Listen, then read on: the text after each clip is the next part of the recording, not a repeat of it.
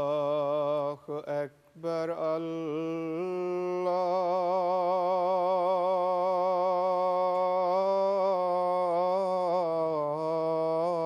الله أكبر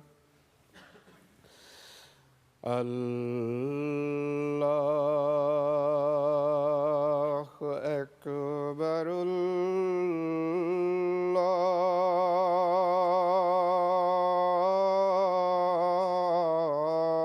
الله أكبر أشهد أن لا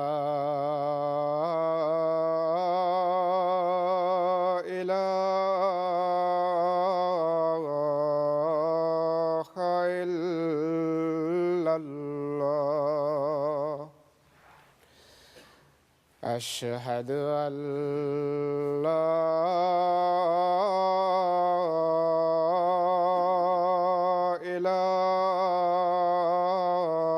إله إلا الله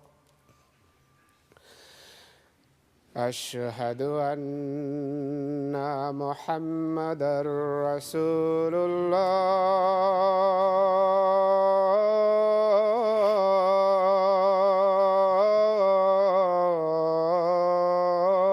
الله أشهد أن محمدًا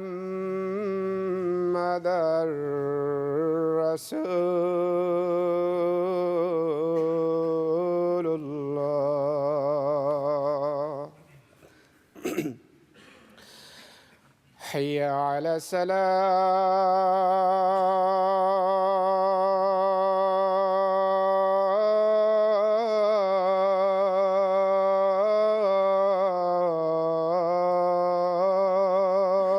الصلاة حي على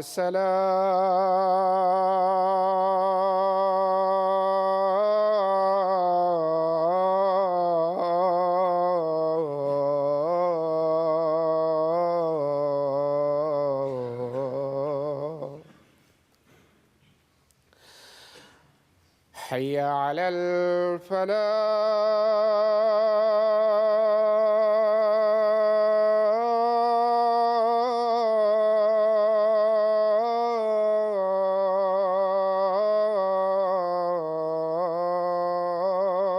الفلاح حي على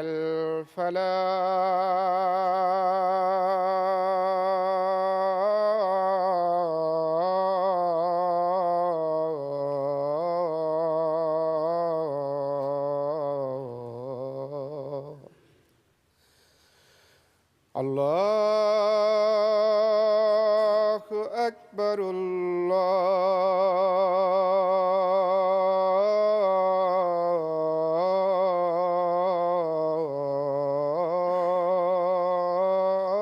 الله أكبر لا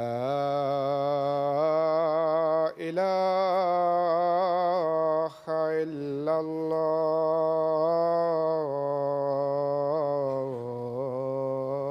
الله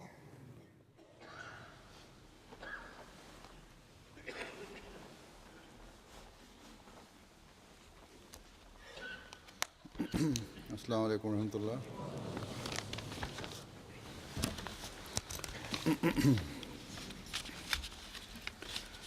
أشهد أن لا إله إلا الله وحده لا شريك له وأشهد أن محمدًا عبده ورسوله أما بعد فأعوذ بالله من الشيطان الرجيم بسم الله الرحمن الرحيم الحمد لله رب العالمين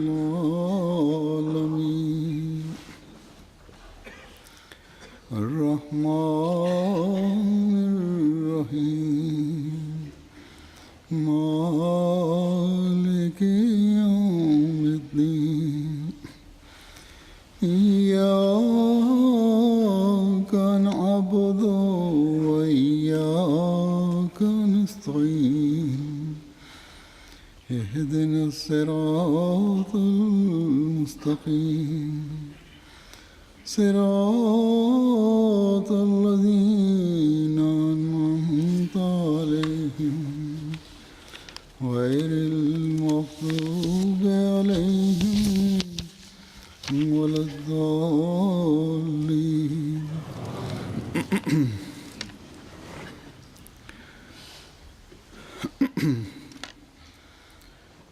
दो जुमे पहले দুই জুমা পূর্বে আমি বিভিন্ন শাসকের ভ্রান্ত রীতিনীতি আচার আচরণ এবং প্রজাদের অধিকার সঠিকভাবে প্রদান না করার কারণে জনসাধারণের প্রতিক্রিয়া সম্পর্কে কোরআন হাদিস এবং হযরত মুসলিম ইসলামের শিক্ষার আলোকে ব্যাখ্যা করেছিলাম।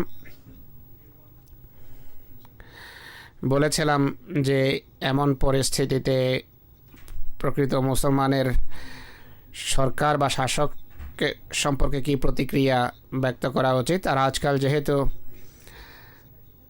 আরব বিশ্বে রাষ্ট্রপ্রধান এবং শাসকদের বিরুদ্ধে এই হাওয়া বইছে যে কিভাবে তাদের নিকট থেকে অধিকার ছিনে নিতে হবে বা সরকারের পদ থেকে কিভাবে তাদের অপসারণ করা যায় বা আলাদা করা যায়।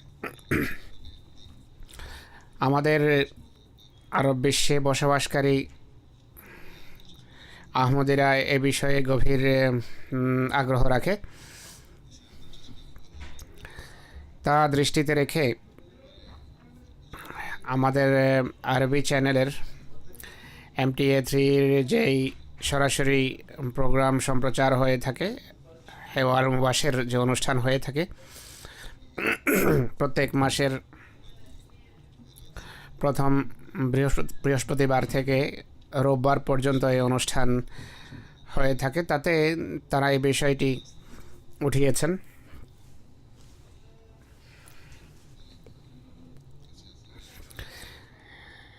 এটি সরাসরি আরব বিশ্বের রাজনৈতিক অবস্থা সম্পর্কে ছিল না, কিন্তু তার সাথেও তা মুসলমানদের বর্তমান অবস্থার উপর পর্যাপ্ত আলোকপাত করে।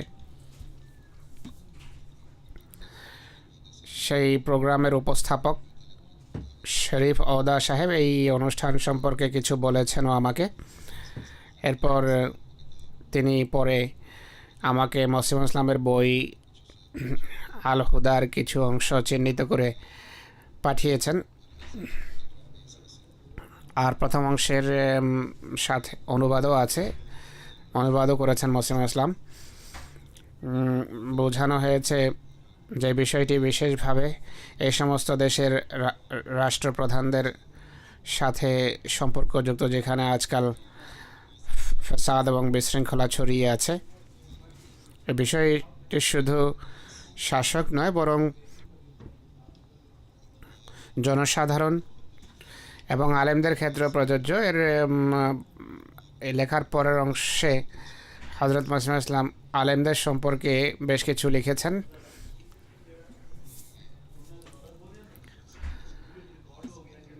সে অনুষ্ঠানে এই দৃষ্টিকোণ থেকে হয়তো তারা আলোচনাও করে থাকবেন। যাই হোক, আমিও এই সম্পর্কে কিছু আজকে বলতে চাই। এটি শুধু কয়েকটি দেশ, যে দেশের জনসাধারণ সরকারের বিরুদ্ধে দণ্ডায়মান হয়েছে বা উত্তেজিত দেখাচ্ছে, শুধু তাদেরই চিত্র নয়, বরং আজ থেকে শতাধিক বছরকাল পূর্বে মুসলিম ইসলাম মুসলমান বাদশাহ, শাসক, জনসাধারণ এবং আলেমদের যে চিত্র অঙ্কন করেছেন, আজও বিশ্বের সকল মুসলমান রাষ্ট্র তার সত্যতার সাক্ষ্য বহন করে। এই অবস্থাই আজকাল বিরাজমান। আমরা যদি গভীর দৃষ্টিপাত করি তাহলে শুধু হজরত মসিহ ইসলামের যুগের মুসলমান দেশেই নয়, বরং আমরা দেখব যে তার তিরোধানের পর যে সমস্ত নূতন ইসলামী রাষ্ট্র গঠিত হয়েছে তাদের রাষ্ট্রপ্রধান, প্রজা এবং নামধারী আলেমদেরও অবস্থা একই, যা হজরত মসিহ মওদ আলাইহিস সালাতু ওয়াস সালাম স্বীয় গ্রন্থে বর্ণনা করেছেন। আর এই ভয়াবহ এবং লজ্জাস্কর পরিস্থিতি বর্ণনার পর তিনি স্বীয় গ্রন্থের সমাধানও তুলে ধরেছেন। বলেন যে যুগ মসিহ যার আসার কথা ছিল তিনি এসে গেছেন। সহস্র সহস্র নিদর্শন এবং স্বর্গীয় সমর্থন তার আগমনের সাক্ষ্য বহন করছে।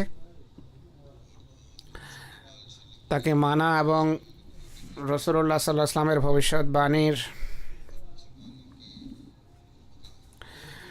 পরিপূর্ণতার মাঝেই মুসলমানদের জীবন এবং অস্তিত্বের নিশ্চয়তা নিহিত, এছাড়া আর কোনো বিকল্প নেই। কিন্তু তার কথার প্রতি সায় না দিয়ে, ইতিবাচক সাড়া না দিয়ে তার বিরুদ্ধে মুসলমানদের পক্ষ থেকে বিরোধিতার ঝড় উঠেছে। কিন্তু তার দাবির পর একটি ভালো দিক এটিও সামনে এসেছে যে আহমদীয়তের বিরোধীরাও ইসলাম সেবার দাবি নিয়ে ইসলামের তথাকথিত তবলিগের চেষ্টা আরম্ভ করে। সেই তাদের প্রচেষ্টার স্বরূপ কি ইসলামের বেদনা কতটা তাদের হৃদয়ে ছিল তা আল্লাহ ভালো জানেন, আমি সেই বিস্তারিত আলোচনায় যাব না। কিন্তু কিছু সংগঠন ইসলামের বাণী পৌঁছানোর চেষ্টা করেছে। সরাসরি যেহেতু ঐশী পৃষ্ঠপোষকতা ছিল না তাদের পিছনে, তাই অনেক বিদআত বা বিভিন্ন দৃষ্টিভঙ্গি বা স্কুল অফ থট যারা এর সাথে সংশ্লিষ্ট ছিল তাদের দৃষ্টিভঙ্গির বেশি অনুসরণ হয়েছে এবং মূল ইসলামী শিক্ষাকে তারা বৃদ্ধাঙ্গুলি দেখিয়েছে, উপেক্ষা করেছে। অনেক বিদআত, অনেক কুপ্রথা অনুপ্রবেশ করেছে তাদের আচার আচরণে। হাকাম, আদাল বা ন্যায় বিচারক ও সঠিক মীমাংসাকারী একজনকেই আল্লাহ তাআলার পাঠানোর ছিল, যিনি বাস্তব এবং অবাস্তবের মাঝে পার্থক্য স্পষ্ট করা ছিল, যার দায়িত্ব। সেই হাকাম এবং আদাল ছাড়া ভ্রান্ত ধারণাই আসলে ভ্রান্ত দৃষ্টিভঙ্গি অনুপ্রবেশ করার ছিল। কিন্তু যাই হোক, মুসলমানদের মাঝে একটি হইচই বা একটি প্রাণ চাঞ্চল্য সৃষ্টি হয় এবং এক শ্রেণীর ভিতর ধর্মের প্রতি আগ্রহ সৃষ্টি হয় এবং আগ্রহ বৃদ্ধি পায়। এই আগ্রহ আসলে মানুষের অভ্যন্তরীণ যেই উৎকণ্ঠা এবং ব্যাকুলতা ছিল তার দূর করার নিমিত্তে ছিল। আর আসলে ঐশী তকদিরের অধীনে এমনটি হচ্ছিল যেন মানুষ খোদার প্রেরিতকে সন্ধান করে বা করতে পারে।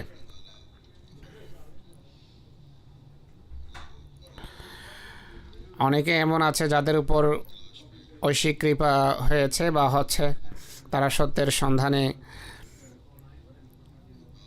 সফল হয়। আর অনেকেই কুপ্রকৃতির লোকদের হাতে পড়ে এই ব্যাকুলতা এবং উৎকণ্ঠা দূর করার চেষ্টা করতে করতেই এই পৃথিবী থেকে বিদায় নেয়। এখানে আমার কাছে বয়াতকারীদের বিভিন্ন ঘটনাবলী যখন আসে তা থেকে একথা বোঝা যায় যে নেক প্রকৃতির মানুষ সত্যকে পাওয়ার জন্য কত ব্যাকুল ছিল, কত উৎকণ্ঠিত ছিল সত্যের জন্য তারা। এরপর আল্লাহ তাআলা তা থেকে বোঝা যায় যে তিনি কীভাবে তাদের পথের দিশা দিয়েছেন। অনেকেই এই যে পথ পাওয়া এটিকে দৈব ঘটনা আখ্যা দিয়ে থাকে, কিন্তু প্রকৃতপক্ষে এটি খোদার এই ঘোষণার সত্যায়ন যে তিনি যাকে চান হেদায়েত দেন। যাই হোক, এমন অনেক ঘটনা আছে যা কোনো সময় আমি বর্ণনা করব, যেভাবে গত জুমায় সাহাবাদের সাথে সম্পর্কযুক্ত কিছু ঘটনা তুলে ধরেছিলাম। বর্ণনা করবো এই জন্য যে যেন পৃথিবী অবগত হতে পারে যে যেভাবে খোদা পূর্বে পথ দেখাতেন, আজও একইভাবে পথ দেখাচ্ছেন।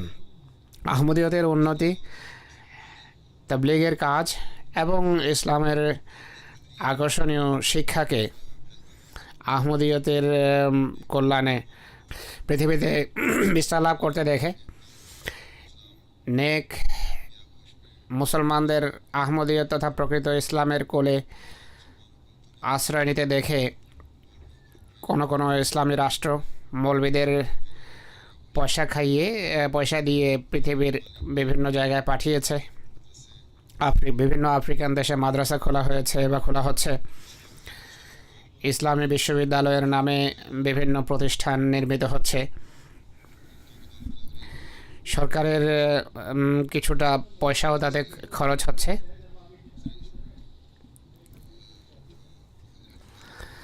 অর্থাৎ এই যে উন্নয়নশীল দেশ বা ডেভেলপিং কান্ট্রিজ বা অনুন্নত দেশ আছে, সেই সমস্ত দেশের সরকাররাও এমন সৌদি পৃষ্ঠপোষকতায় যে মৌলবি কাজ করে তাদেরকে কিছু পয়সা দেয় যেন বেশি অধিক ধন সম্পদ তাদের দেশে আসতে পারে। কিন্তু এই নামধারী নাম সর্বস্ব আলেম যারা সেখানে ইসলামের তবলিগের জন্য যায়, তারা তবলিগি কেন্দ্রের নামে আসলে ইসলামের তবলিগ এবং মুসলমানদের তরবিয়তের চেষ্টা কমই করেছে। আর বেশি জোর তারা দেয় জামাতে আহমদিয়ার বিরুদ্ধে ষড়যন্ত্র করার উপর। আর তারা নিজেদের প্রচেষ্টায় অধিকাংশ ক্ষেত্রে ব্যর্থই হচ্ছে এবং পূর্বেও হয়েছে। যাই হোক, এই বাহানায় এই সমস্ত দেশে কোনো ক্ষেত্রে দরিদ্র শ্রেণীর অর্থনৈতিক অবস্থাও শুধরেছে। মানুষের জন্য বা মানুষের সামনে ইসলামের প্রকৃত শিক্ষা যখন মুসলিম ওদের তবলিগের মাধ্যমে স্পষ্ট হয়, আর একবার যখন তারা ইসলামের প্রকৃত শিক্ষা বা বাণী অনুধাবন করতে পারে, তখন প্রত্যেক সেই ব্যক্তি যার হৃদয়ে ধর্মের বেদনা আছে সে এই পয়গাম বা বাণীকে গুরুত্ব দেয় আর এর জন্য সকল কোরবানি স্বীকার করতে তারা প্রস্তুত থাকে। আল্লাহ তাআলার পক্ষ থেকে যে আলো বা জ্যোতি আসে, বান্দা কোথায় তার মোকাবেলা করতে পারে? কোনো মানবীয় প্রচেষ্টা এর মোকাবেলায় দাঁড়াতে পারে না। সম্পদশালী রাষ্ট্র ইসলামের বা ইসলাম সেবার নামে আহমদিয়ত থেকে যতই মানুষকে বিভ্রান্ত করার বা দূরে রাখার চেষ্টা করুক না কেন, প্রত্যেক বিবেকবান মানুষের সামনে সত্য মিথ্যার পার্থক্য স্পষ্ট হয়ে যায়। জাগতিক প্রচেষ্টা আল্লাহর নামে করা হলেও যদি আল্লাহর ইচ্ছা পরিপন্থী হয়, তাতে কোনো প্রকারের বরকত বা কল্যাণ থাকতেই পারে না। বরকত এবং কল্যাণ আর সেই কাজের নেক ফলাফল সৃষ্টি হয় যার পিছনে ঐশী মদত বা ঐশী সমর্থন থাকে। আমাদের মুবাল্লিগ এবং আমাদের মুআল্লিম আর সে সমস্ত আহমদি যারা এই এলাকায় বসবাস করেন, সেই সমস্ত এলাকায় বসবাস করেন যেখানে তারা ঐশী সমর্থনের দৃষ্টান্ত এবং নিদর্শন দেখেন সবসময়, এই নিদর্শন তাদের ঈমানকে দৃঢ় করে। এই নিদর্শন এবং দৃষ্টান্ত প্রতিটি নতুন দিন সেই ঐশী সমর্থনের কারণে তাদের ঈমানকে দৃঢ়তর করতে থাকে বা দৃঢ়তর করে চলেছে। হযরত মসিহ ইসলাম তার নিজের সমর্থনে আল্লাহ তাআলার এক অসাধারণ নিদর্শনের কথা উল্লেখ করেছেন, যা প্রতিনিয়ত পুরা হচ্ছে। তিনি বলেন, বারাহিনে আহমদিয়াতে উল্লেখিত ভবিষ্যৎবাণীর কথা বলতে গিয়ে বলেন যে এই গ্রন্থ বারাহিনে আহমদিয়ায় আল্লাহ তাআলা আমাকে একটি দোয়া শেখান। অর্থাৎ এলহাম স্বরূপ বলেন যে রব্বে লা তাযারনি ফারদান ওয়া আনতা খায়রুল ওয়ারিসিন, অর্থাৎ আমাকে নিঃসঙ্গ পরিত্যাগ করো না, আর একটি জামাতে পরিণত করো। অন্যত্র আল্লাহ তাআলা প্রতিশ্রুতি দেন যে ইয়াতিকা মিন কুল্লি ফাজ্জিন আমিক, চতুর্দিক থেকে ধন সম্পদ এবং অতিথিদের জন্য প্রয়োজনীয় উপকরণ স্বয়ং খোদা তাআলা সরবরাহ করবেন। তারা সকল দিক থেকে বা তা সকল দিক থেকে তোমার কাছে আসবে। মুসা ইসলাম বলছেন যে চিন্তা করো, যে যুগে ভবিষ্যৎবাণী প্রচার করা হয়েছে বা মানুষকে বলা হয়েছে, তখন এখানে কি কেউ আসতো? আমি আল্লাহ তাআলার কসম খেয়ে বলতে পারি যে আমাকে কেউ জানতো না। কোনো সময় পুরো বছরে একটি চিঠি, কোনো সময় পুরো বছরেও একটা চিঠি বা কোনো একজন মেহমানও আসতো না। এরপর তিনি আবার বলেন, এই সংখ্যা বৃদ্ধি পাওয়া এবং নিষ্ঠাবান বন্ধুদের এখানে আগমন এবং তার হাতে বয়াত করা এমন একটি নিদর্শন এটি যা প্রতিদিন পরিপূর্ণতা লাভ করছে। আজও আমরা এই ঐশী সমর্থনের এই নিদর্শন দেখে চলেছি। সমস্ত বিরোধিতা সত্ত্বেও, কোনো কোনো মুরতাদের সকল হীন চেষ্টা সত্ত্বেও, যাদেরকে জাগতিক লোভ লিপ্সা ধর্ম থেকে দূরে ঠেলে দিয়েছে, সব কিছু সত্ত্বেও আমি প্রাত্যহিক ডাকে বিনা ব্যতিক্রম অনেক সময় কয়েক ডজন, অনেক সময় শত শত বা কোনো কোনো সময় হাজার হাজার বয়াতের শুভ সংবাদ দেখি এবং পাই। বয়াত ফর্ম আসে এবং এমন ইমান উদ্দীপক অনেক ঘটনা আছে যে আল্লাহ তাআলার পবিত্র সত্তা ছাড়া হৃদয়কে এইভাবে কেউ পরিবর্তন করতে পারে না, যা সত্যিকার অর্থে এমন নতুন বয়াতকারীদের হৃদয়ের চিত্র হয়ে থাকে।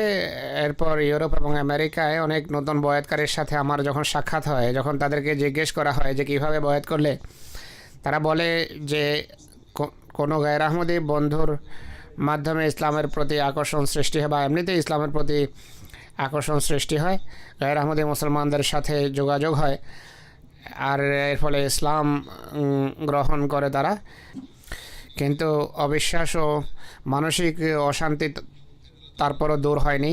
এরপর খোদা অপার কৃপা করেছেন আর দৈবক্রমে আহমদিয়তের সাথে পরিচিত হয় তারা। তখন এই প্রকৃত ইসলামকে গ্রহণ করা ছাড়া অন্য কোনো উপায় তারা খুঁজে পায়নি। আহমদিয়তের ক্রোড়ে আশ্রয় তারা নিয়েছে এবং হৃদয়ের প্রশান্তির সন্ধান পেয়েছে। এভাবে মুসলমানদের মধ্য থেকে সহস্র সহস্র বা লক্ষ লক্ষ মানুষ স্বীয় নেক প্রকৃতির কারণে সত্য সন্ধান করলে প্রকৃত তত্ত্ব সত্য তাদের সামনে স্পষ্ট হয়ে যায় এবং তারা কালক্ষেপণ না করে আহমদিয়ত গ্রহণ করে।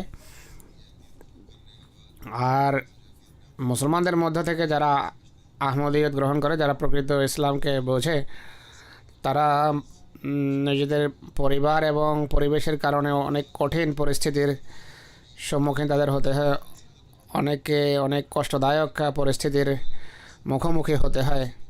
কিন্তু আল্লাহ তাআলার ফজলে তারা সবসময় সত্যের উপর অবিচল থাকেন। আর এই অবিচলতার জন্য, দৃঢ়চিত্ততার জন্য দোয়ার চিঠিও তারা লেখেন। তারা এই যে অবিচলতা প্রদর্শন করেন, তাই জন্য দেখান যে সত্যকে চেনার পর সত্যচ্যুত হয়ে কোথাও তারা গুনাহগার না হয়ে যান। নিজেদের আলেমদের চেহারা দেখে তারা বোঝেন যে এদের ভিতর কথা এবং কাজের বিরোধ আছে। এদের জ্ঞানগত অবস্থা এমন নয় যে তারা ভিন ধর্মের আপত্তির উত্তর দিতে পারে।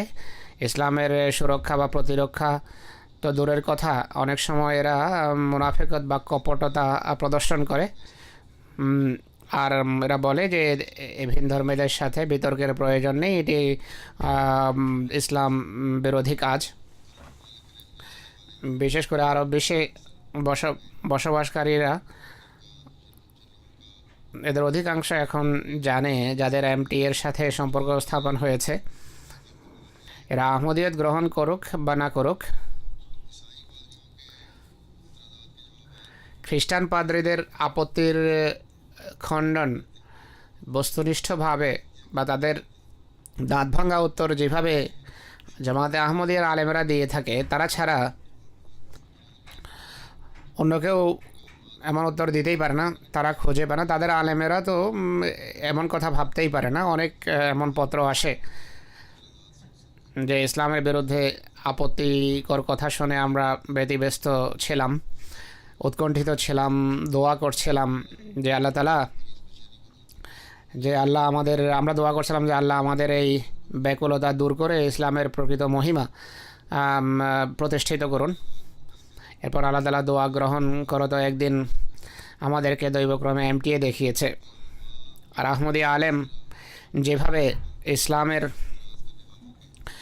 বিরুদ্ধে আপত্তিকারীদের প্রমাণভিত্তিক উত্তর দিয়েছে এবং তাদের মুখ বন্ধ করেছে, এর ফলে আমাদের গর্বে আমাদের মাথা উঁচু হয়েছে আর আমরা প্রশান্তির নিঃশ্বাস নিতে পেরেছি। তো আমি যেভাবে বলেছি, অনেক সময় এমন ঘটনাবলীর উল্লেখ করব কোনো সময় সুযোগ পেলে। এখন যেভাবে আমি পূর্বে বলেছি, হযরত মসিহ ইসলাম স্বীয় গ্রন্থ আল হুদায় বিভিন্ন বাদশাহ এবং জনসাধারণকে সম্বোধন করে যা বলেছেন বা তাদের সমস্যার যে সমাধান তুলে ধরেছেন, তার কিছু অংশ আপনাদের সামনে আমি উপস্থাপন করব। সে যুগে মুসলমানদের অবস্থা কী ছিল? হজরত মসিহ মাউদ আলাইহিসসালাতু ওয়াসসালাম বলেন যে মুসলমানদের ভিতর বিকৃতি দেখা দেয়। নেক মানুষ লাল গন্ধকের মতো হয়ে গেছে, অর্থাৎ সম্পূর্ণভাবে হারিয়ে গেছে। তাদের ভিতর ইসলামী বৈশিষ্ট্য নেই আর পূর্ণবানদের মতো সহানুভূতি নেই। কারো প্রতি দুর্ব্যবহার করতে বিরত হয় না, কোনো আপনজনই হোক না কেন। মানুষকে তারা ফুটন্ত পানি পান করায়, অর্থাৎ কষ্ট দিয়ে যায় আন্তরিক বন্ধু হলেও। আর ভাই হলেও, ভাই, পিতা বা অন্য কোনো আত্মীয় হোক না কেন, বিনিময়ে দশমাংশ দেয় না, কারোর সাথে প্রকৃত ভালোবাসা রাখে না। তার সহানুভূতি, সহমর্মিতাকে তুচ্ছ বিষয় মনে করে, নেক কর্মশীলদের সাথে নেক ব্যবহার করে না, মানুষের প্রতি দয়া প্রদর্শন করে না, যত পরিচিত লোকেই হোক না কেন। বন্ধুদেরকেও কিছু দিতে কার্পণ্য করে, বরং যদি তোমরা দৃষ্টিপাত করো এবং পুনঃ পুনঃ দৃষ্টিপাত করো আর বারবার তাদের দিকে তাকাও, তাহলে তুমি এই জাতির প্রতিটি গোষ্ঠীকে অবাধ্য, বিশ্বাসঘাত এবং নির্লজ্জ পাবে। আর আমরা এখানে স্বীয় যুগের বাচ্চাদের এবং অন্যান্য লোকদের কিছু চিত্র তুলে ধরবো যারা কামনা বাসনার দাসত্ব করে। এরপর হুজুর বাদশাদের চিত্র তুলে ধরছেন। হুজুর বলছেন যে আল্লাহ তোমার প্রতি করুণা করুন হে প্রশ্নকারী। এই যুগের অধিকাংশ বাদশাহ এবং সম্পদশালী মানুষ, যাদেরকে ধর্মের সম্মানিত ব্যক্তি এবং ইসলামের সমর্থক মনে করা হয়, তারা সকলেই পুরো বাণিজ্যের সর্বশক্তি নিয়োজিত করে দুনিয়ার পেছনে ছুটছে। মদ, গান বাজনা এবং কামনা বাসনার দাসত্ব ছাড়া তাদের আর কোনো কাজ নেই। ক্ষণস্থায়ী আনন্দের জন্য ধন সম্পদ লুটিয়ে দেয়।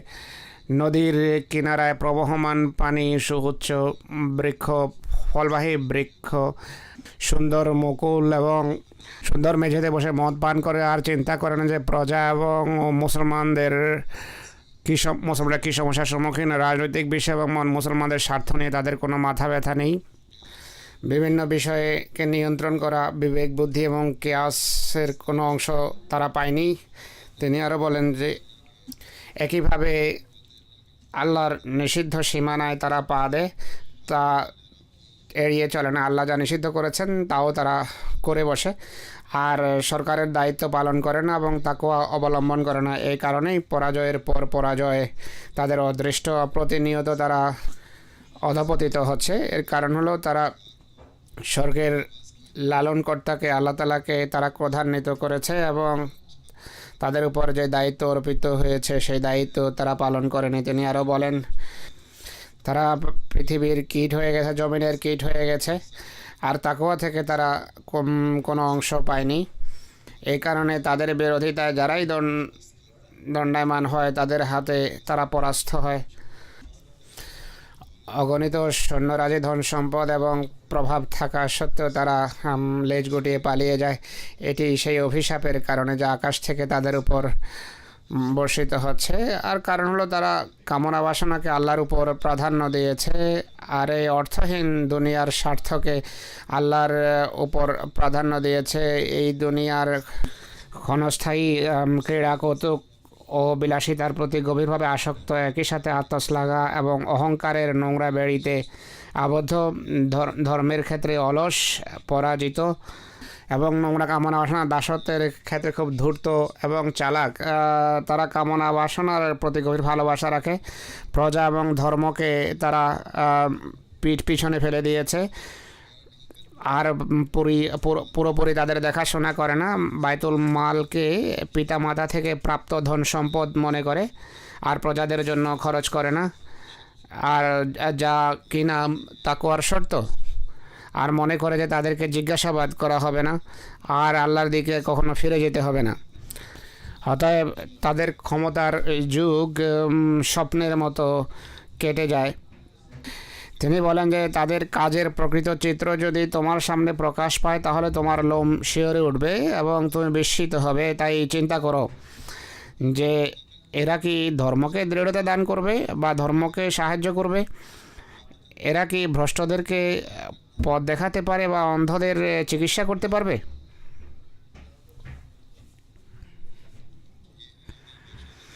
এই হলো এই বাচ্চাদের চিত্র এবং স্বরূপ। কিন্তু যেভাবে আমি বলেছি, বিভিন্ন আফ্রিকান দেশে মসিহ ইসলামের তবলিগি মিশনকে ব্যর্থ করার জন্য তারা চেষ্টা করে। এই কাজেও নিজেদের সম্পদের সহস্র ভাগের এক ভাগও খরচ করে না, সামান্য টাকাই দেয়, কারণ এদের কাছে অঢেল সম্পদ রয়েছে।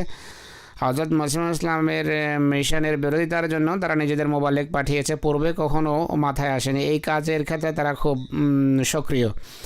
তিনি আরও বলেন যে শরীয়তের আদেশ নিষেধের সাথে এদের কোনো সম্পর্ক নেই, বরং তারা শরীয়তের বিধিনিষেধ থেকে বেরিয়ে লাগামহীন জীবনযাপন করতে চায় এবং সত্যবাদী খলিফাদের মতো শক্তি এবং প্রত্যয়ী তারা কীভাবে হতে পারে, নেক এবং পূর্ণবানদের মতো হৃদয় তাদের কীভাবে হতে পারে, যাদের উদ্দেশ্য হলো সত্য এবং ন্যায় বিচার। আজকে খেলাফতের সিংহাসন এই সমস্ত বৈশিষ্ট্য শূন্য। এরা বলে যে খেলাফত প্রতিষ্ঠিত হওয়া উচিত, কখনো কারো নাম পেশ করা হয়, কখনো কোনো আলেমের নাম পেশ করে খেলাফতের পদের জন্য। মসিহ ইসলাম বলছেন এদের ভিতরে বৈশিষ্ট্য নেই, তাই খেলাফত প্রতিষ্ঠিত হতে পারে না তাদের মাঝে। তিনি বলেন যে এরা ভাবে না যে উম্মতের শক্তি এবং প্রতাপ হারিয়ে গেছে, উম্মতের প্রদীপ নিভে গেছে, উম্মতের রসুলকে মানুষ মিথ্যাবাদী আখ্যা দিচ্ছে, ইসলাম উম্মতের সঠিক কথাকে ভ্রান্ত আখ্যা দেওয়া হচ্ছে এবং তাদের অনেকেই নিষিদ্ধ কাজকর্ম করছে এবং অত্যন্ত ধৃষ্টতার সাথে কামনা বাসনার পূজা করছে, অর্থাৎ প্রকাশ্যে এমন নির্লজ্জ আচরণ করছে যা করতে খোদা তাআলা বারণ করেছেন। তিনি আরও বলেন যে সকাল সন্ধ্যা তাদের আনন্দঘন জীবন সকল প্রকারের বিলাসিতার ভিতর কাটে। অতএব এমন মানুষ কিভাবে খোদার পক্ষ থেকে সাহায্য পেতে পারে? কেন যাদের কর্ম এমন পাপাচারিতায় পরিপূর্ণ, বরং এমন বাদশাদের অস্তিত্ব মুসলমানদের জন্য খোদা তাআলার অনেক বড় লানত এবং ক্রোধ আর অভিশাপ। যারা নোংরা কীটের মতো জমিতেই থাকে এবং আল্লাহর মান্দাদের জন্য পুরো শক্তি খরচ করে না, আর খোড়া ওটের মতো এবং কর্মঠ এবং প্রশিক্ষণপ্রাপ্ত ঘোড়ার মতো দৌড়ানো, এই কারণেই স্বর্গীয় সাহায্য তারা লাভ করে না। আর কাফেরদের দৃষ্টিতে এই কারণেই তাদের কোনো ভয় নেই, যা পরেশগার এবং মুত্তাকি বাদশাদের বৈশিষ্ট্য। বরং তারা কাফেরদের ভয়ে সেইভাবে পালায় যেভাবে গাধা সিংহ বা বাঘের ভয়ে পালিয়ে থাকে। যুদ্ধের ময়দানে তাদের 2000-এর জন্য 2 জন কাফের যথেষ্ট। এমন বিশ্বাসঘাতকতা এবং ভ্রষ্টতার বর্তমানে কিভাবে তারা খোদার সাহায্য পেতে পারে, কেননা আল্লাহ তালা স্বীয় সুন্নত এবং রীতিকে পরিবর্তন করেন না। আল্লাহ তালার রীতি হলো তিনি কাফেরদের সাহায্য করেন, কিন্তু দুরাচারী লম্পটকে তিনি সাহায্য করেন না। এই কারণেই খ্রিস্টান বাচ্চারা সাহায্য লাভ করছে, আর তারা মুসলমানদের সীমান্ত এবং বিভিন্ন রাষ্ট্র জবরদখল করছে এবং প্রতিটি রাষ্ট্রকে তারা সংকুচিত করছে, ছোট করছে। আজও দেখুন, বাহ্যত না হলেও কার্যত মুসলমান দেশের বাগডোর বিদেশিদের হাতে। তিনি বলেন যে আল্লাহ তাআলা এদেরকে যে সাহায্য করেছেন, খ্রিস্টানদেরকে যে সাহায্য করেছেন, এটি এই কারণে নয় যে তিনি তাদের প্রতি অত্যন্ত স্নেহশীল।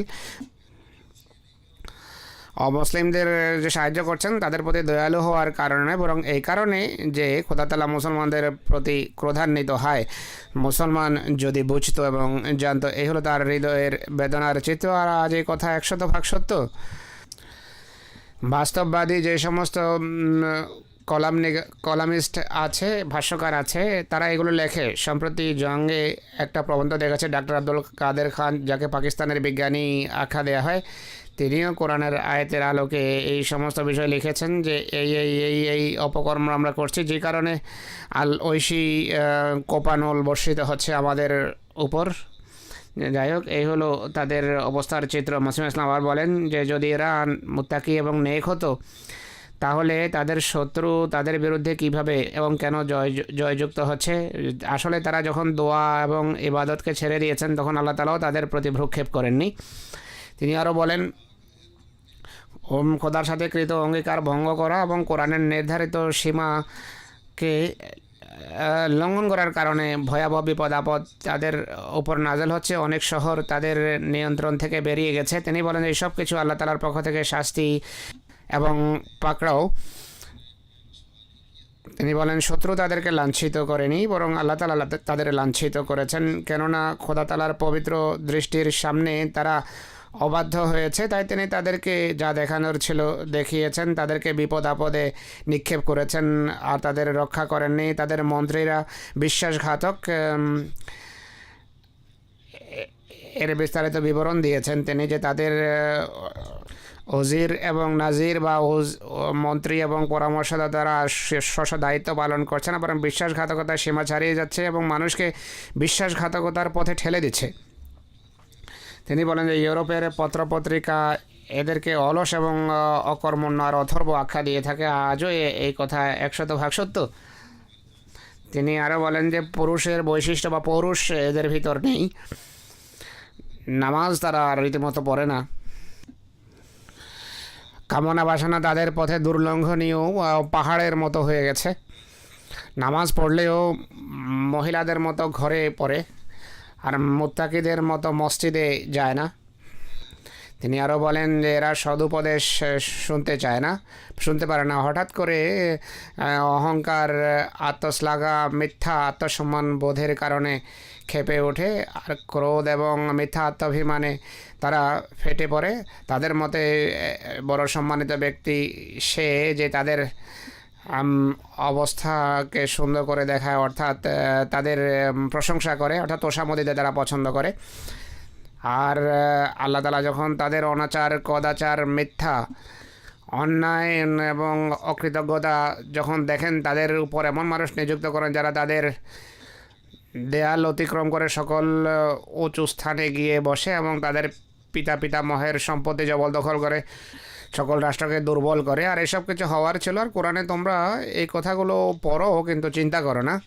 আমি বলেছি যে অর্থনীতির দৃষ্টিকোণ থেকে মুসলমানদের সব কিছুই শত্রুদের হাতে। তিনি আরও বলেন এদের হৃদয় থেকে তাকওয়া হারিয়ে গেছে, তাই আল্লাহ তাআলা তাদের জাগতিক বিষয়কে বদলে দিয়েছেন, কেননা তারা পাপে ধৃষ্ট ছিল। আর আল্লাহ তাআলা কোনো জাতির অবস্থা ততক্ষণ পরিবর্তন করে না যতক্ষণ তারা অভ্যন্তরীণভাবে নিজেদের অবস্থায় পরিবর্তন না আনে, আর তাদের এমন মানুষের প্রতি দয়াও প্রদর্শন করা হয় না, বরং আল্লাহ তাআলা সেই সমস্ত ঘরকে অভিশপ্ত করেন। আর এমন শহর, যে শহরে যেখানে মানুষ অপকর্মে লিপ্ত থাকে, এমন ঘরে ফেরেশতা নাজেল হয়ে বলে যে হে ঘর, আল্লাহ তাআলা তোকে ধ্বংস করুন। তিনি আরও বলেন যে খ্রিস্টান বাদশাদেরকে দোষারোপ করো না। অতএব খ্রিস্টান বাচ্চাদের দোষারোপ করবে না। তাদের পক্ষ থেকে যেই কষ্ট পাচ্ছ, তাদের হাতে যেভাবে ক্ষতিগ্রস্ত হচ্ছ তা স্মরণ করো না। হে পাপাচারীরা, নিজেদের ধিক্কার দাও, আমার কথা কি শুনো মানো? মোটেই নয়। তোমরা তো গালি দাও, মুখ বানাও, তোমাদের ভিতর শোনার কান এবং বোঝার হৃদয় নেই। আর খাদ্য পানীয় ছেড়ে বিবেক বুদ্ধিসম্মত কথা শোনার সময় তোমাদের কোথায় মদ ছেড়ে আল্লাহ দিকে ধ্যান দেওয়ার এবার মনোযোগ দেওয়ার সময় কোথায়? তোমাদের ভিতর চিন্তাশীল যুবক কোথায়? তোমরা কি শত্রুকে দোষারোপ করছো? তোমাদের যে ক্ষতি হয়েছে তা তোমাদের অপকর্মের কারণে হয়েছে। জনসাধারণকে সম্বোধন করে তিনি বলেন, আজকাল যা হচ্ছে বা জনসাধারণ যা করছে, তাদেরকে বলছে যে তোমরা যদি নেক হও তোমাদের বাদশাও পুণ্যবান হতো। যদি তোমরা পুণ্যবান হতে, যদি তোমরা নেক কর্মশীল হতে, তোমাদের বাদশাও পুণ্য কর্মশীল হতো। তোমরা নেক হলে বাদশাও নেক হতো। কেননা মোত্তাকিদের বা তাকওয়াশীলদের জন্য আল্লাহ তাআলার এটি রীতি, মুসলমান বাদশাদের প্রশংসা থেকে বিরত হও। যদি তাদের শুভাকাঙ্ক্ষী হও তাহলে তাদের জন্য ইস্তেগফার করো। তিনি আরও বলেন যে আল্লাহ তাআলা তোমাদেরকে উপকরণ হিসাবে বানিয়েছেন আর তোমাদেরকে তাদের ইনস্ট্রুমেন্ট বানিয়েছেন। যদি তোমরা মুখলেস হও, তাকওয়া এবং পুণ্যের ক্ষেত্রে পরস্পরের সাহায্য করো আর তাদেরকে তাদের দুরাচারিতা সম্পর্কে অবহিত করো আর বৃথা কার্যকলাপ সম্পর্কে তাদেরকে অবহিত করো, যদি মুনাফিক না হও। খোদার কসম, তারা প্রজাদের অধিকার দেয় না। মুসলিম ইসলাম বলছেন যে বোঝানো উচিত, এটিও আবশ্যক, বৈধ কাজ, সত্য কথা বাদশার সামনে বলা উচিত। তিনি আরও বলেন যে খোদা তাআলার কসম, তাদের হৃদয় পাহাড়ের পাথরের তুলনায় বেশি কঠোর। তারা কখনো খোদা তাআলার দরবারে বিগলিত চিত্তে কাঁদে না। এই সমস্ত কর্ম থেকে প্রমাণিত হয় যে তারা খোদাকে অসন্তুষ্ট করে ভ্রষ্টতার পথ বেছে নিয়েছে আর স্বয়ং প্রাণহারী বিষ খেয়ে প্রজাকেও বিষিয়ে তুলেছে। তাই তারা দুই ধরনের দ্বিগুণ শাস্তি পাবে। তিনি বলেন যে হে বক্তাগণ, তোমাদের এমন কেউ আছে কি যে এই সমস্ত বদভ্যাসের পরিণতি সম্পর্কে অবহিত করবে? কেননা এরা অপবিত্র কামনা বাসনার অনুসরণে ধর্মকে পদদলিত করেছে আর সমস্ত বিষয়ে তাদের দৃষ্টি বক্র হয়ে গেছে। মুসলিম বলছেন যে এদের চোখ বা দৃষ্টি বক্র হয়নি, এরা আমার মতে পুরো অন্ধ। আমি তোমাদেরকে এই কথা বলছি না যে তোমরা তাদের আনুগত্য থেকে বেরিয়ে যাও, তাদের বিরুদ্ধে অস্ত্র হাতে নাও। স্পষ্টভাবে বলেছেন যে আমি এই কথা বলছি না যে তাদের আনুগত্য পরিত্যাগ করে তাদের বিরুদ্ধে অস্ত্র হাতে নাও। সত্য কথা বলো, কিন্তু যুদ্ধের অনুমতি নেই। দোয়া রয়েছে, দোয়ার প্রতি প্রথমে মনোযোগ আকৃষ্ট করেছেন, ইস্তেগফারের প্রতি মনোযোগ আকর্ষণ করেছেন। আমি এই কথা বলছি না যে তাদের আনুগত্য থেকে বেরিয়ে তাদের বিরুদ্ধে অস্ত্র হাতে তুলে নাও, বরং আল্লাহর কাছে তাদের কল্যাণ চাও যেন তারা বিরত হয়। দাজ্জালের হাত যে সমস্ত বিকার এবং বিকৃতি সৃষ্টি করেছে, তারা সেই সমস্ত বিষয়ের সংশোধন করতে পারবে এই আশা তাদের কাছে রেখো না। বা এতটা ধ্বংসযজ্ঞের পর উম্মতের অবস্থা তারা শুধরিয়ে দেবে এটি আশা করো না। তোমরা জানো যে প্রত্যেক ময়দানের জন্য বিশেষ সুপুরুষ থেকে থাকে। মৃতরা কি অন্যদের জীবন দিতে পারে বা ভ্রষ্ট কি অন্যদের পথ দেখাতে পারে? অতএব প্রশ্ন হলো, এদের কাছে কি আশা করছো? হুজুর বলছেন যে আমাদের আশা, মুসলিম বলছেন যে আমরাই আশা করি না যে তারা সংশোধিত হবে মৃত্যু আশা ছাড়া। হ্যাঁ, ওয়াজ, নসিহত এবং হিতোপদেশ দেয়া এটি আমাদের দায়িত্ব। এদের ভিতর অন্তর্দৃষ্টি এবং রাষ্ট্র পরিচালনার জ্ঞানও নেই। তারা নিজেদের খ্রিস্টান প্রতিবেশীদের ষড়যন্ত্র শেখার চেষ্টা করেছে, কিন্তু সূক্ষ্ম দৃষ্টি এবং ষড়যন্ত্রের ক্ষেত্রে তাদের মোকাবেলা করতে পারেনি। অতএব তারা সেই মোরগের মতো যে চিলের মতো আকাশে উড়তে চেয়েছে। তিনি বলেন যে খ্রিস্টানদের প্রতিদ্বন্দ্বিতায় খোদাভীতি বা তাকওয়া সম্পর্কে যে শিক্ষা এরা লাভ করেছিল সেটিকে তারা অবজ্ঞা করেছে আর বিরোধীদের মতো ধূর্ততা এবং চালাকিও শিখতে পারল না। আর মুসলমান বাদশাদের সম্পর্কে আল্লাহর প্রতিশ্রুতি রয়েছে যে যতদিন তারা নেক না হবে, মুত্তাকি না হবে, তিনি তাদের কখনো সাহায্য করবেন না। তিনি খ্রিস্টানদের তাদের ষড়যন্ত্রে সফল করতে চেয়েছেন, কেননা মোমেনরা তাকে অসন্তুষ্ট করেছে। তোমরা কি মনে করো যে এরা ইসলামের সীমান্তকে কাফেরদের হাত থেকে রক্ষা করতে পারবে? তোমরা কি মনে করো যে তারা ইসলামের নিরাপত্তার বেষ্টনীতে রয়েছে? সুবহানাল্লাহ, এটি অনেক বড় ভ্রান্তি। এরা তো বিদতের মাধ্যমে সর্বশ্রেষ্ঠ রসুলের ধর্মকে নির্মূল করতে চায়। তাদের সম্পর্কে তোমরা সুধারণা রাখতে পারো, এটি তোমাদের ইচ্ছা, বা তাদেরকে নির্দোষ আখ্যা দিতে পারো, কিন্তু কিভাবে, কোন লক্ষণের ভিত্তিতে এমন দাবি করবে? তোমরা কি মনে করো যে এরা মক্কা মদিনার সেবক এবং রক্ষণাবেক্ষণকারী? বরং মক্কা মদিনা তাদেরকে তাদের সুরক্ষা করছে, কেননা তারা ইসলাম এবং ইসলামের রসুলের ভালোবাসার দাবি রাখে। তারা দাবি করে যে আমরা ইসলামের প্রতি ভালোবাসা রাখি বা মোহাম্মদ রসুল্লাহর প্রতি ভালোবাসা রাখি, তাই তারা মক্কা মদিনার সুরক্ষা করছে না, বরং মক্কা মদিনা তাদেরকে রক্ষা করছে। যদি এরা প্রকৃত তওবা না করে তাহলে শাস্তি তাদের মাথার উপরে ঝুলছে। অতএব তোমাদেরকেও আছে কি যারা তাদেরকে অশুভ দিন সম্পর্কে সতর্ক করে? তোমরা কি দেখো না যে ইসলাম বিদতের জন্মদাতা যুগের হাতে চূর্ণ বিচূর্ণ হয়েছে, আর মুষলধারের বৃষ্টির মতো ফিতনা এর উপর বর্ষিত হচ্ছে, আর শত্রু সৈন্য তাদেরকে শিকারের মতো জালে আবদ্ধ করছে। কোনো কথা এমন নয় যা তাকে আনন্দিত করতে পারে বা দুঃখ দূর করতে পারে। মুসলমান জঙ্গলের পিপাসার্থ মানুষ বা সেই রোগীর মতো যে শেষ নিঃশ্বাস ত্যাগ করছে। তিনি বলেন যে অনেকে মুসলমানদের দেখে হাসি ঠাট্টা করে, অনেকেই মুসলমানদের দেখে ক্রন্দন করে। তোমরা দেখছো যে হৃদয় কঠোর হয়ে গেছে, পাপ বেড়ে গেছে, বক্ষ সংকুচিত হয়ে গেছে, আর চিন্তাধারা বিকৃত হয়ে গেছে। আলস্য, ঔদাসীন্য, অজ্ঞতা এবং ভ্রষ্টতা আর পাপাচারিতা ছেয়ে গেছে, তাকওয়ার নাম চিহ্ন নেই, আর হৃদয়ে সেই জ্যোতি নেই যার ফলে ঈমান শক্তিশালী হতে পারে। চোখ, মুখ, কান নোংরা হয়ে গেছে, আর বিশ্বাস বিকৃত হয়ে গেছে।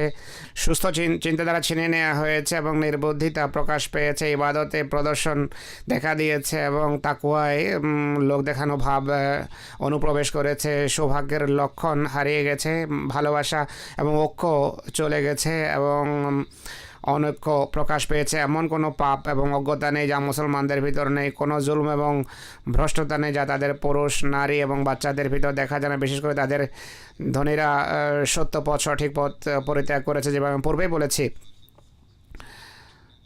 সব কিছু সত্ত্বেও আলেমেরা মানুষকে এমনভাবে বিকৃত করেছে যে আহমদিয়তের বিরোধিতা এরা করেই চলেছে।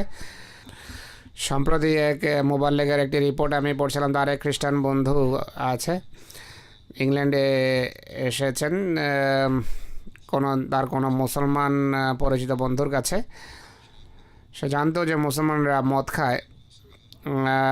তিনি বলেন যে আমি তাকে শোনানোর জন্য তাকে বলি যে আমার কিছু আহমদি বন্ধু আছে এবং সেই মুসলমান বসে তখন মদ খাচ্ছিল, আর সে বললো যে আহমদি তো মুসলমানই নয়, তাদের কথা কি বলছো?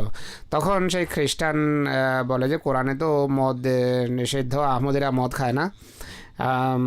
তাই তারা কিন্তু তা সত্ত্বেও তোমার দৃষ্টিতে তারা মুসলমান নয়। আহমদিরা নামাজ পড়ে, তোমার দৃষ্টিতে তা সত্ত্বেও তারা মুসলমান নয়। আহমদিরা কোরআনী শিক্ষা, যে সমস্ত আহমদিদের আমি দেখেছি তারা কোরআনের শিক্ষা মেনে চলার চেষ্টা করে, কিন্তু তুমি বলছো যে আহমদিরা মুসলমান নয়, আর তুমি আমার সামনে মদ পান করছো, কোরআনের শিক্ষার পরিপন্থী কাজ করছো, তা সত্ত্বেও তুমি মুসলমান। তখন নীরবে সে অনেকক্ষণ শুনতে থাকে, কিছু বলেনি, কিন্তু মদের পেয়ালা হাতেই ছিল। সে খ্রিস্টান তাকে বলে, তার বন্ধুকে, মুসলমান বন্ধুকে যে মদ খাচ্ছিল, তাকে বলে যে চিন্তিত হয়েও না, চিন্তা করো না, মদ খাচ্ছ, খেয়ে যাও। আর সে মুসলমান কিছু না বলেই মদ পান আরম্ভ করে। তো এই হলো মুসলমানদের চিত্র, কিন্তু আহমদিরা মুসলমান নয় এদের দৃষ্টিতে। এরপর তিনি বলেন, নিদর্শন প্রকাশিত হয়েছে কিন্তু তারা তা গ্রহণ করেনি। অতএব খোদার ক্রোধ বর্ষিত হলো। তারা আযাব যখন দেখলো তখন বলে যে তোমার অস্তিত্বকে আমরা নোংরা মনে করি, মসিমদের ব্যক্তিত্বকে। আর তারা বলে যে এই যে প্লেগ, তোমার মিথ্যা দাবির কারণে ছড়িয়েছে। আল্লাহ শাস্তি নাকি বর্ষিত হচ্ছে, নাজেল হচ্ছে মুসলিম ওদের মিথ্যা দাবির কারণে, নাউজুবিল্লাহ। আজও এদের একই অবস্থা। মুসলিম ইসলাম বলে যে এদেরকে বলা হয়েছে তোমাদের দুর্ভাগ্য তোমাদের সাথেই আছে। তিনি বলেন যে এমন কোনো রসুল আল্লাহ তাআলা প্রেরণ করেননি যার সমর্থনে আকাশ এবং পৃথিবী থেকে শাস্তি প্রেরণ করা হয়নি যেন তারা বেরোতে হয়। এখনও যে আযাব আসছে তাও মুসলিম ওদের সমর্থনে। তিনি বলেন যে আমাকে বলো যে তোমাদের বাদশাদের কে তুফানের সময় নৌকা বানিয়েছে, বরং সেও নিমজ্জনশীল লোকদের সাথে ডুবে গেছে, আর যুগের কেচি তাদের আঙ্গুল কেটে দিয়েছে, নখ কেটে দিয়েছে, তাদের মুখে ধুলাবালি ঢেকে ফেলেছে, যুগ তাদের পানি শুকিয়ে দিয়েছে এবং সম্মান তাদের হারিয়ে গেছে। তারা বিভিন্ন ষড়যন্ত্র করেছে কিন্তু কোনো লাভ হয়নি। এমন নৈরাজ্য প্রকাশ পেয়েছে যে তারা তাদের কমিটি এবং সংসদের মাধ্যমে এবং শত্রুদের সীমান্তে ছাউনি গড়ার নামে তাদের সংশোধন করতে পারেনি। অনেক সময় তারা অস্ত্র প্রস্তুত করেছে, বড় বড় সৈন্যদল গড়ে তুলেছে, কিন্তু পরাজয় এবং লাঞ্ছনা ছাড়া কোনো ফল প্রকাশ পায়নি। তিনি আরও বলেন যে এখন আমাকে বলো হে চিকিৎসকগণ, চিকিৎসার কী রীতি আর আছে তোমাদের দৃষ্টিতে? তোমরা কি এই সমস্ত সম্পদশালীদের সম্পর্কে মনে করো তারা এই বিপদ দূর করতে পারবে? তোমরা কি মনে করো যে বাদশাহ এই কাঁটা থেকে ধর্মের বাগানকে পবিত্র করতে পারবে? বা তোমরা কি মনে করো এই রোগ ব্যাধি ইসলামী রাষ্ট্র এবং তাদের অভিশপ্ত চেষ্টার মাধ্যমে দূর হবে? মোটেই নয়।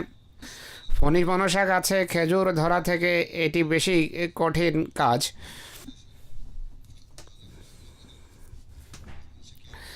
তাদের কাছে কি আশা করা যেতে পারে? কেননা তারা অনেক বড় বড় পাথরের নিচে চাপা পড়ে আছে। তারা কিভাবে মাথা ওঠাতে পারে? সহস্র সহস্র দুঃখে তারা জর্জরিত। আমি সত্যই বলছি যে এই সমস্ত বিপদ আপদ দূর করা বাদশাহ এবং ধনীদের সাধ্যের বাইরে। কোনো অন্ধকে পথ দেখাতে পারে কি হে বিবেকবানগণ? এই সমস্ত বাদশারা মুসলমান এবং ইসলামের প্রতি সহানুভূতিশীল হলেও এদের আত্মা পাক এবং কামেলদের আত্মার মতো নয়, আর পবিত্রদের মতো তাদেরকে জ্যোতি এবং তাদের আলো আর আকর্ষণী শক্তি দেয়া হয় না। কেননা নূর বা আলো বা জ্যোতি সেই হৃদয়ের উপর বর্ষিত হয় যে নিজেকে খোদার খাতিরে নিঃশেষ করে। এরপর তাকে প্রকৃত ভালোবাসা দেওয়া হয়, সন্তুষ্টির প্রশ্রবণ দ্বারা তাকে বিধৌত করা হয়, অন্তর্দৃষ্টি সত্য এবং সত্যতার সুরমা তার চোখে লাগানো হয়। এরপর তাকে মনোনীত করা হয়, আর এরপর তাকে স্থায়ী পদমর্যাদা দেওয়া হয়। আর যে নিজেই অন্ধকারে বসে আছে সে অন্ধকার কিভাবে দূরীভূত করতে পারে? আর যে নিজেই বিলাসবহুল সিংহাসনে ঘুমায় সে অন্যদেরকে কিভাবে জাগাতে পারে? সত্য কথা হলো এই যুগের বাদশাদের আধ্যাত্মিক বিষয়ের সাথে কোনো সম্পর্ক নেই। তাদের পুরো মনোযোগ আল্লাহ তাআলা জাগতিক রাজনীতির দিকে নিবদ্ধ করেছেন, আর কোনো হিকমতের অধীনে ইসলামের বাহ্যিক সমর্থনের কাজে খোদা তাআলা তাদেরকে নিয়োজিত করেছেন। রাজনৈতিক বিষয়ই তাদের লক্ষ্য হয়ে থাকে। ইসলামের সীমান্তের তত্ত্বাবধানের ভালো ব্যবস্থা করার তুলনায় বেশি দায়িত্ব তাদের নেই। দেশের হেফাজত করে দেশকে শত্রুর থাবা থেকে রক্ষা করে তাদের দায়িত্ব। মানুষের অভ্যন্তরীণ সংশোধন, নোংরামি থেকে রক্ষা এবং শয়তান থেকে রক্ষা তাদের তত্ত্বাবধান। রাতের দোয়া এবং দৃঢ় সংকল্পের মাধ্যমে তাদের মুক্তি দেয়া, এই বিষয়টি বাদশাদের শক্তি এবং সামর্থ্য আর যোগ্যতার ঊর্ধ্বে। আধ্যাত্মিক বিষয়ে তাদের কোনো দায়িত্ব নেই, আর বুদ্ধিজীবীদের এটিও জানা নয়। আর বাদশাদের দেশের দায়িত্ব এই জন্য অর্পণ করা হয় যেন তারা ইসলামী সূরাকে শয়তানের হস্তক্ষেপ থেকে রক্ষা করে। নফসকে পাক করা এবং চোখকে জ্যোতির্মণ্ডিত করার জন্য তাদের এই দায়িত্ব দেওয়া হয় না। এরপর আলেমদের কথা বলতে গিয়ে হুজুর বলেন, মুসলিম ইসলাম বলেন যে এদের অধিকাংশ ইসলামের জন্য রোগ, ব্যাধি, চিকিৎসা নয়। তারা বিভিন্ন অজুহাতে বাহানায় মানুষের সম্পদ হরণ করে, ভক্ষণ করে। এরা বলে কিছু কিন্তু তা করে না। তারা নসিহত করে কিন্তু সে শিক্ষার উপর নিজেরা আমল করে না। তাদের কথা কর্কশ, হৃদয় কঠোর এবং তমসাচ্ছন্ন। তাদের দৃষ্টিভঙ্গি দুর্বল, ভোতা এবং কর্ম হলো নোংরা। সামান্য জ্ঞান অর্জন করেই অহংকার আরম্ভ করে। যারা তাদের সাথে মতভেদ রাখে তাদের উপর তির্যক আক্রমণ করে এবং কুফরি ফতোয়া দেয়, দুঃখ দেয়, তাদের ধন সম্পদ ছিনে নেয়। কার্পণ্য হলো এদের প্রকৃতি, হিংসা এদের রীতি এবং ধর্মের পরিবর্ধন করা এদের ধর্ম। আর বলে যে আমাদের এমনটি করেছে। ক্রোধের সময় এরা নেকড়ের মতো, রাগের সময় নেকড়ের মতো আক্রমণ করে। এদের সন্তুষ্টি বা অসন্তুষ্টি অবাধ্য আত্মার খাতিরে হয়ে থাকে। তাদের জিকির এবং তাসবিহ দেখানোর উদ্দেশ্যে হয়ে থাকে এবং মনে করে যে মানুষের জীবনের মালিক হলাম আমরা। আজকাল কত বড় সত্য কথা বলেছেন। আজকাল পাকিস্তানে এরা মানুষের জীবনের প্রভু নিজেকে মনে করে। যাকে ইচ্ছা ফেরেশতা আখ্যা দেয় এবং যাকে ইচ্ছা শয়তানের ভাই আখ্যা দেয়। এদের ভিতর নমনীয়তা এবং সহনশীলতার নাম চিহ্ন নেই। তারা অন্যের উপর আক্রমণের ক্ষেত্রে পশুকেও হার মানিয়েছে। তারা ভেড়ার রূপে আসে, অথচ বিভিন্ন অপবাদের ভিত্তিতে আক্রমণের ক্ষেত্রে রক্তপিপাসু নেকড়ের মতো তারা মিথ্যা ফতোয়া লেখে এবং 2-1 দিরহাম তাদের ইমানকে ক্রয় করার জন্য বা নষ্ট করার জন্য যথেষ্ট। মানুষকে সত্য গ্রহণে বাধা দেয়, শয়তানের মতো কুমন্ত্রণা সৃষ্টি করে। এদের অহংকার সীমা ছাড়িয়ে গেছে আর চিন্তা শক্তি হারিয়ে গেছে। কোনো কল্যাণকর কথা বলার শক্তি রাখে না, বরং সন্দেহ সৃষ্টি করে। তারা যখন নীরব থাকে, কাম চুরি করা তাদের নীরবতার লক্ষ্য। আর যখন কথা বলে তাদের কথায় কোনো প্রভাব থাকে না। শরীয়তের কঠিন বিষয়ের সমাধান নিয়ে তাদের কোনো মাথা ব্যথা নেই। আর আধ্যাত্মিকতার সূক্ষ্ম দিকগুলো সম্পর্কে তারা সম্পূর্ণ অজ্ঞ। ঈসা আলাইহিস সালামের মৃত্যুর বিষয়টি অত্যন্ত স্পষ্ট, কিন্তু ইসলামের বিজয় নিয়ে তাদের কোনো মাথা ব্যথা নেই। তিনি বলেন, খোদা তাআলার পক্ষ থেকে তাদের অদৃষ্টে শুধু হইচই রয়েছে। কোরআন পড়ে, কিন্তু শুধু পড়া পর্যন্ত তাদের হৃদয়ে কখনো কোরআন ঢুকেনি। তাদের ভিতর ঔদাসীন্য আলস্য অনেক বেড়ে গেছে। চিন্তাধারার সূক্ষ্মতা, বুদ্ধির প্রখরতা নেই এবং কঠিন বিষয়ের সমাধানের তারা শক্তি রাখে না। তুমি তাদেরকে কামনা বাসনার আতিশয্যে অচেতন এবং কামনা বাসনার দাসত্বের শৃঙ্খলা আবদ্ধ পাবে। তারা আল্লাহর রহমান খোদার বান্দাদের অধিকার ভুলে বসেছে। তো এমন অবস্থায় ধর্মের সাহায্য তারা কিভাবে করতে পারে? তিনি আরও বলেন, বিদ্বেষ তাদেরকে পশু সদৃশ করে তুলেছে এবং সত্য কথা শোনা থেকে বারণ করেছে। তাদের ধর্ম কামনা বাসনার পূজা, খাওয়া পান করা এবং অর্থ বন্টন। ইসলামের করুণ অবস্থা দেখে তারা দুঃখিত হয় না এবং চিন্তিত হয় না, কাঁদেও না। কাঁদলেও তারা কৃত্রিমভাবে কাঁদে। নিজেদের বাচ্চাদের দেখে তারা কেঁপে ওঠে, কিন্তু মহাসম্মানিত প্রতাপান্বিত খোদার সম্মানে প্রতি তারা ভীত নয়। জালালত এবং ভ্রষ্টতার ফিতনা এবং বিপদ আপদ নাজেল হওয়া নিয়েও তাদের কোনো ভয় নেই। এক পক্ষ জিহাদের নামে অজ্ঞদের তরবারির মাধ্যমে শিরোচ্ছেদের শিক্ষা দিচ্ছে। এরা প্রত্যেক আগন্তুক এবং পথিককে হত্যা করছে, খুন করছে, কিন্তু তাকেও অবলম্বন করে না। তো হযরত মসিহ ইসলামের লেখা থেকে কয়েকটি উদ্ধৃতি বা কিছু অংশ তুলে ধরেছি। তিনি যেভাবে কথা বলেছেন, আজ থেকে শতাধিক বছরকাল পূর্বে মসিহ ইসলাম এই কথাগুলো বর্ণনা করেছেন। মুসলমানদের যে চিত্র ছিল, যে চিত্র তিনি অঙ্কন করেছেন, আজও আমরা দেখছি যে সেইভাবে একইভাবে তার কথা এবং তার পর্যবেক্ষণ তাদের কর্মের স্বরূপ এবং চিত্র তুলে ধরছে।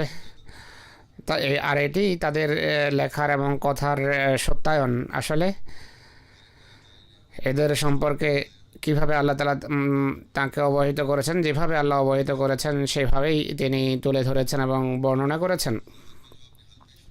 এই অবস্থার যে সমাধান তিনি এই পুস্তকে উপস্থাপন করেছেন তা হলো, তিনি বলেন যে সমস্ত ফিরকাকে ছেড়ে দাও, পরিত্যাগ করো। সব ফিরকার, কিছু ফিরকার কথা তিনি উল্লেখ করেছেন পূর্বে যা পড়েছি। তারপর তিনি বলেন যে এই ফিরকাগুলোকে ছেড়ে দাও।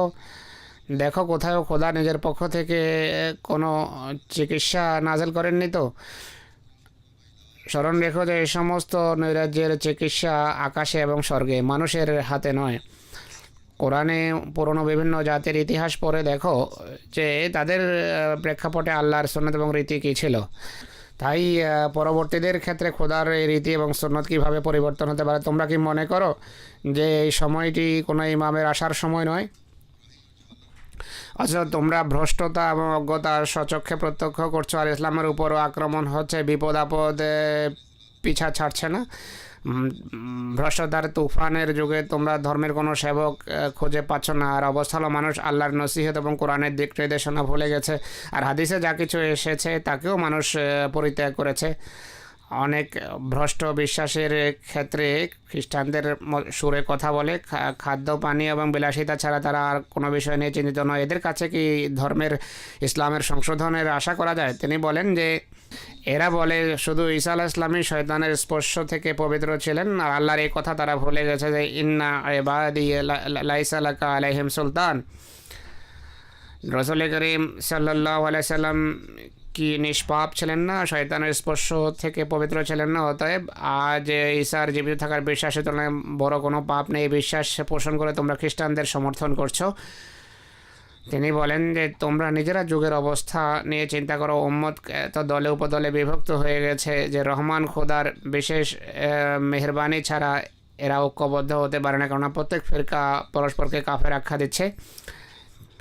মৌখিক বিতর্ক থেকে যুদ্ধ বিগ্রহ পর্যন্ত কথা পৌঁছে গেছে। এমন অবস্থায় কি মনে করো যে মতভেদের এত বড় পাহাড়কে মাঝখান থেকে সরিয়ে তোমরা ইসলামের বিরোধীদের সামনে ময়দানে ঐক্যবদ্ধ নেতৃত্বের অধীনে নামতে পারো কি? মোটেই নয়। অবস্থা হলো পাকিস্তানে এক শহরে খতমে নবুয়তীদের জলসা হচ্ছিল বা জলসা হওয়ার ছিল। শিয়া, সুন্নি, বেরেলভি, দেওবন্দি সবাই ঐক্যবদ্ধ ছিল জলসার বিষয়ে। জলসা করার ছিল, তাদের ভিতরে আবার মতভেদ দেখা দেয়। জলসার দুদিন পূর্বেই সেই মতভেদ দেখা দেয়। এরপর তিনটি ভিন্ন ভিন্ন স্থানে তারা জলসার ব্যবস্থা করে। এক জায়গায় জলসা একটি সংগঠনে করা ছিল, সেখান থেকে পুলিশ তাদেরকে বাধা দিয়ে অন্য জায়গায় চলে যায়। খতমে নবুয়ত এমন একটি বিষয় এদের মতে যে বিষয়ে আহমদীদের বিষয়ে তারা ঐক্যবদ্ধ, কিন্তু এই বিষয়ে তারা ঐক্যবদ্ধ হয়ে জলসা করতে পারে না। একই শহরে তিনটি ভিন্ন ভিন্ন জায়গায় তিনটি ভিন্ন ভিন্ন দল জলসা করছে। এই হলো তাদের ঐক্যের স্বরূপ। মুসলিম ইসলাম বলছেন যে তোমাদের সেই কাজ করার শক্তি কিভাবে অর্জিত হতে পারে যেই কাজ হলো আল্লাহর।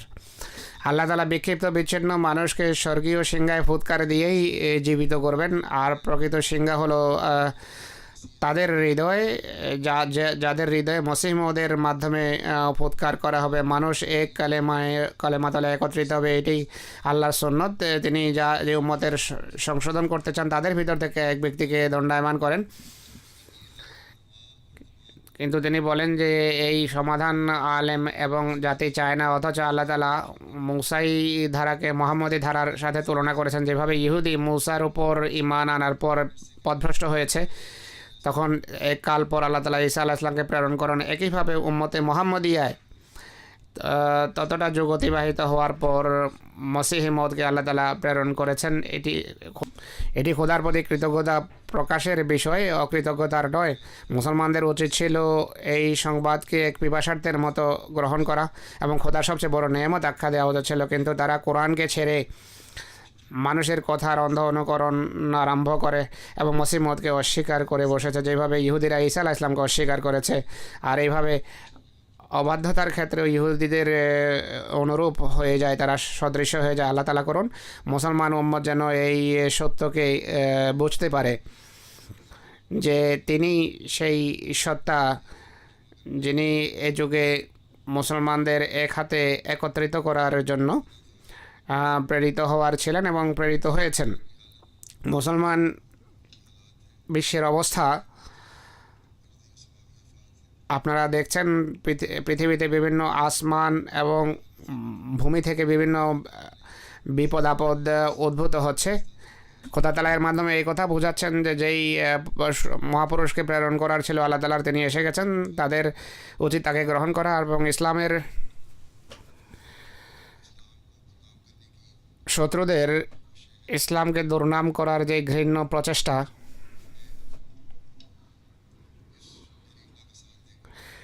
এই খোদার সিংহের হাতে হাত দিয়ে এই জিহাদে তাদের অংশ নেওয়া উচিত, যে জিহাদের উদ্দেশ্য হলো ইসলামের শত্রুদের পরাজিত করা। আমেরিকা এবং ইউরোপে বিভিন্ন সময় বিভিন্ন মানুষ দণ্ডায়মান হয়, যারা রসুল্লাহ সাল্লাল্লাহু আলাইহি সাল্লামের উপর বিভিন্ন প্রকারের ভিত্তিহীন বাজে অপবাদ আরোপ করে থাকে এবং এভাবে রসুল অবমাননা করছে তারা, বা কোরআন অবমাননা তারা করছে। এদের বিরুদ্ধে যদি আজ কেউ জিহাদ করে থাকে তাহলে এই খোদার এই সিংহ করছে, যার হাতে হাত রেখে আমরা পৃথিবীতে ইসলামের শ্রেষ্ঠত্ব প্রমাণ করতে পারি। তার হাতে হাত রেখে তার জামাতভুক্ত হয়ে আমরা কোরআনী শিক্ষার সমস্ত ধর্মীয় গ্রন্থের উপর শ্রেষ্ঠত্ব প্রমাণ করতে পারি।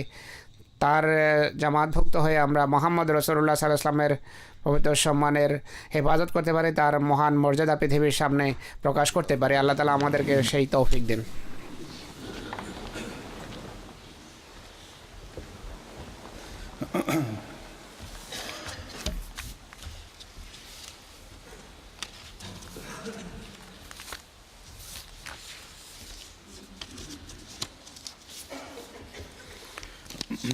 الحمد لله نحمده ونستعينه ونستغفره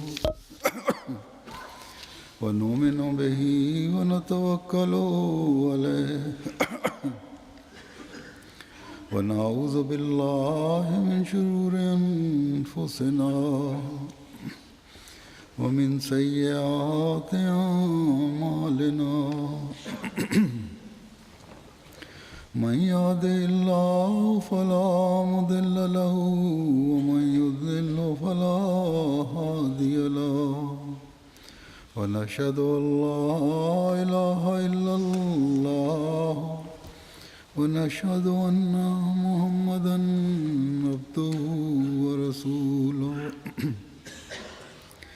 عباد الله رحمكم الله إن الله يأمر بالعدل والإحسان وإيتاء ذي القربى وينهى عن الفحشاء والمنكر والبغي يعظكم لعلكم تذكرون اذكروا الله يذكركم وادعوه يستجب لكم ولذكر الله